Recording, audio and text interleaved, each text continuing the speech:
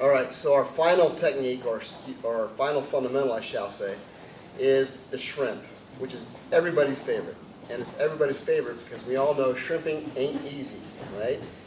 This is what when every class I've taught, and I've been a DT instructor for 4 years now, since 2013. This is the one movement that I notice everybody has a problem with, okay?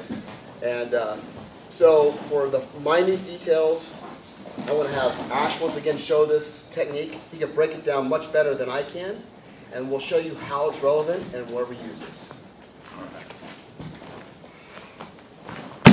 Flat on my back, hands come up to protect my face.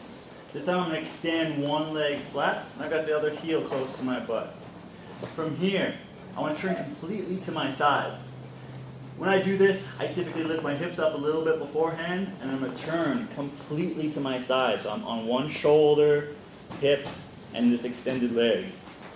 From here, I'm going to push down towards my feet. My hips, I don't want to drag them on the ground. So again, I'm going to lift them up a little bit. So my pivot points are my foot, my bent leg, and my shoulder.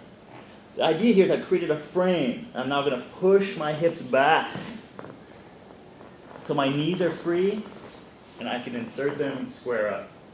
All right? Hands in the neck. I'm going to do the other side. Hips come up. I turn to my side, push down, and I push my hips back as far as I can. The bottom leg, I'm going to insert that knee in between my hands, and I'm going to square up.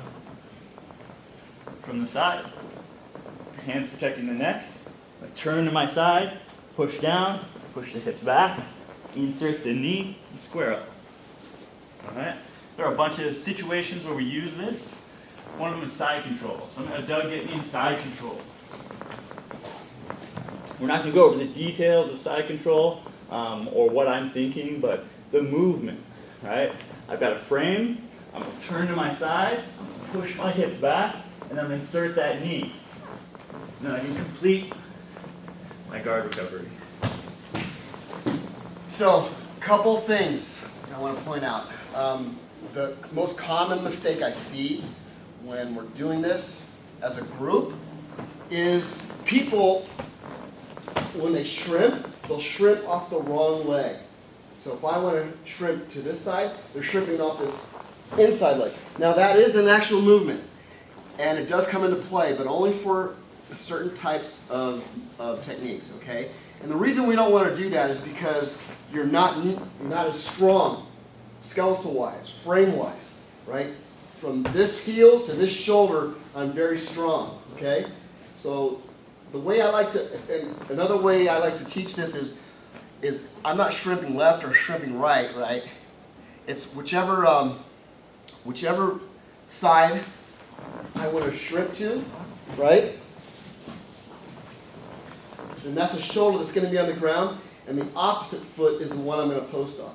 So if I want to shrimp this way, right, look where I'm looking this way, I'm posting off this leg and the same side shoulder, right? It kind of makes it a little bit easier. Instead of thinking left and right, you're just thinking, you know, if I'm looking this way, it's going to be the same shoulder or the opposite foot, all right? Hopefully that makes it a little bit easier. So the shrimp, very important.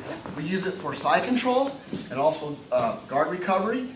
And when the suspect is in our guard, we use it to get away. All right? So practice the shrimp. You know, you can do that in front of the TV while you're watching, you know, I don't know, Goodfellas or whatever people like to watch. But it's a very simple but difficult movement at the same time. So practice it so when you come to class, you'll be ready to go.